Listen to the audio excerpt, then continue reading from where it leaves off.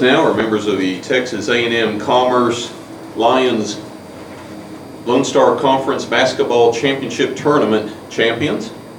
In the center of our podium is head coach Sam Walker.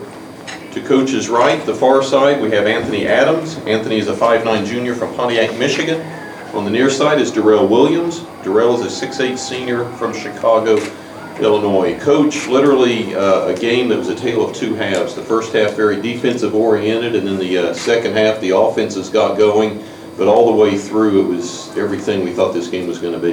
Yeah, and I thought the two halves were a lot closer together than what it looked on the scoreboard. We just weren't making shots. Both teams were kind of jockeying for position, and I thought both teams were rushing and trying to make plays. We talked about that a lot at halftime about relax. Let's get into the moment and not just put the ball on the floor and try to attack the rim. And I thought they were doing that, we were doing that, and then once we kind of came out at half and we kind of jockeyed a little bit back and forth, we made enough shots to be successful. I wouldn't have thought going into the game that if we turned the ball over 18 times that we would win. I thought that was really going to be the key stat. They do a phenomenal job of capitalizing off turnovers and turning that into points their way, and that's a lot of turnovers to be able to beat just a really good Angelo State team. And to out-rebound them 41-27. I would think that's what we needed to do to win. I thought we needed to out-rebound them bad, but we needed to keep the turnovers around 10 or 11, and then the shots would come. And I think the second half we simplified what we did. We put these two guys in a ball screen set most of the times down the floor and let them kind of read off that. And I thought he did a phenomenal job the second half. I really got onto him at halftime of really finding his teammates and picking and choosing where he wanted to go with the ball, and things really started to flow when he kind of took control of the game. Anthony, we'll start with you. The Angelo players and coach, when they were in here, really tipped their hat to you. They said part of their game plan was to work on Darrell, try and get him in foul trouble, slow him down best they could, and when they felt they had done that, you really took over the ball game. Yeah, we went into the game with a good game plan. Like you said, they took the rail away, so I had to, as a point guard, step up, make plays for my team.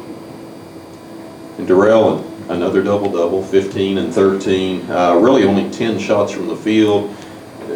Every game, the opponent is concentrating on you, but you still seem to find a way to make plays. Yeah, well, today I knew that the double team was gonna come. And in halftime, coach was saying that he's going to make the open pass, and the second half, that's mainly what I was trying to do, get my team involved. Questions for the Lions?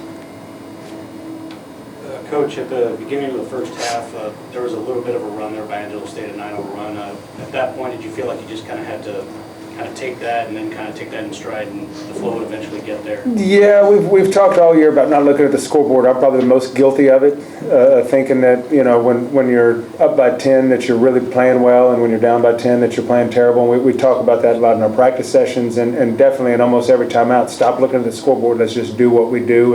And throughout the year, I think we've gotten better at it. And by the time we've gotten to this tournament time, and especially if you look at the Angelo State game at home, the West Texas game at home, our last games that we had finishing out where we had to come from behind, I think we've grown a lot, that we don't really get too excited about a run and get too down when another team makes a run. This time of year when you talk about the Lone Star Conference tournament and you talk about the regional tournament, you're not going to play anybody that's not capable of making a run on you. It's usually how you act and react after that run. I guess holding Angelo State to a season low in the first half, did you do anything different the first few times, or was it just kind of having Darrell a little bit more this time around?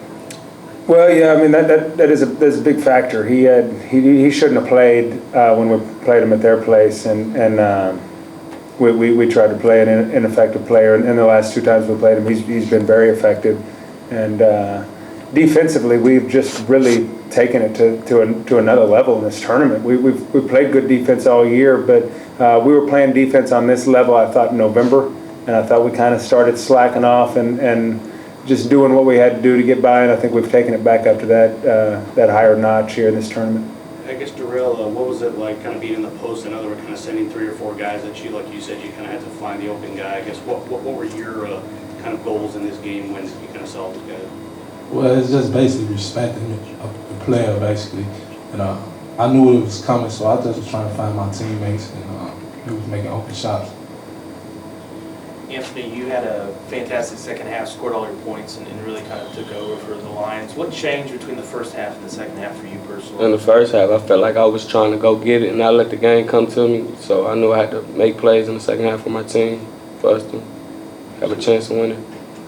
And then, Darrell, earlier this year you talked about how welcoming A&M Commerce and its community was to you and how you wanted to win titles for them. What does this mean for you to be able to do this for your team? Oh, it mean a lot. Since day one, I've been telling them this. You can ask anyone on our team, 2 weeks in, I told everybody on our team we can win a championship. I guess now they believe me. I told Coach that too as well. I was about to say, he told everybody on the team and everybody on the coaching staff as well. Like we can win a championship. And Let's concentrate on what we're doing today.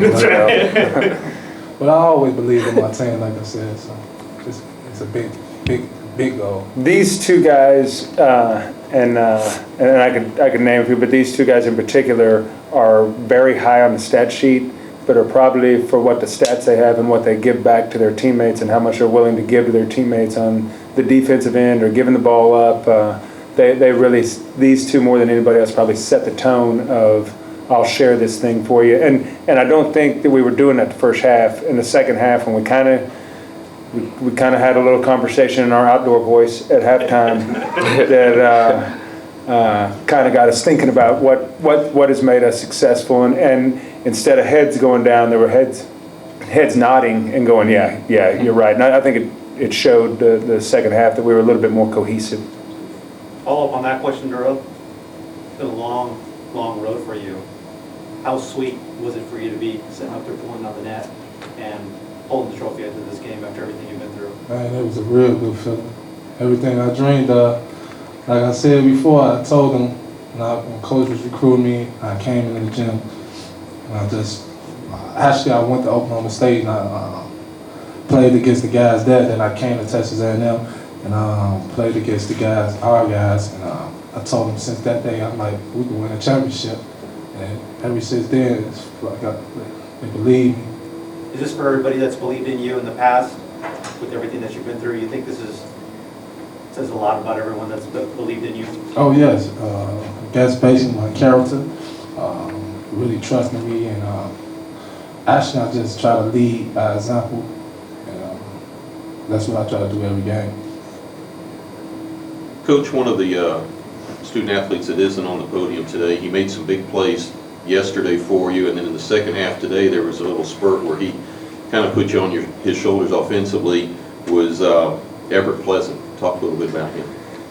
You just, when we put people in, you have expectations that, okay, this guy's going to give you this, or this guy's going to give you this, or we can get this many minutes out. When we put Everett in, we throw that out the window. You don't know what you're going to get, and it may be 3 quick turnovers and this right here, or it might be 3 dunks in a row. And we've been very fortunate this tournament. He has played very within himself, and you talk about these two. He is the best teammate as far as rooting for his teammates. But I thought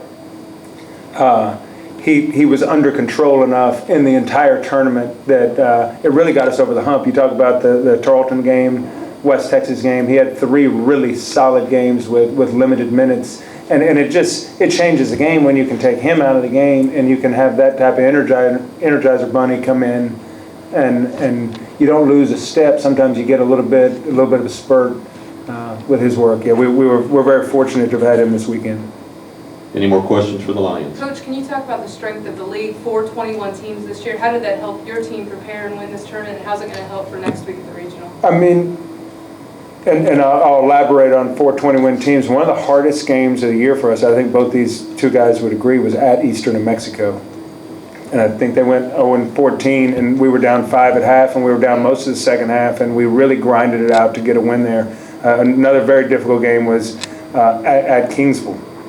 You're talking about, at Cameron. I think we came from behind in the second half in all 3 of those games to be able to get wins. The bottom half of the league is not the bottom. The bottom half of the league would be the top half in a lot of other leagues. So the 14 games, not just the head-to-head with Angelo, Tarleton, and Midwestern, I think night in and night out, you prepare yourself that you're tournament ready when you get here. And I think we're going to be sending 4 teams to the NCAAs that are going to be tournament ready when we get there. I hope we get to play somebody that's not in our league. It's in the first round. Anthony, when Darrell went out at the 9-minute mark, it was a 4-point or 6-point ball game, and you took over, scored, well, I think the next 6 or 8 points in there. Was there anything that said, all right, we've got to score here to extend the lead, or was it just a feel? Yeah, like I said, in the first half, I wasn't, making too many plays. So the second half, I knew when he went out, I had to step up, pick up the scoring load.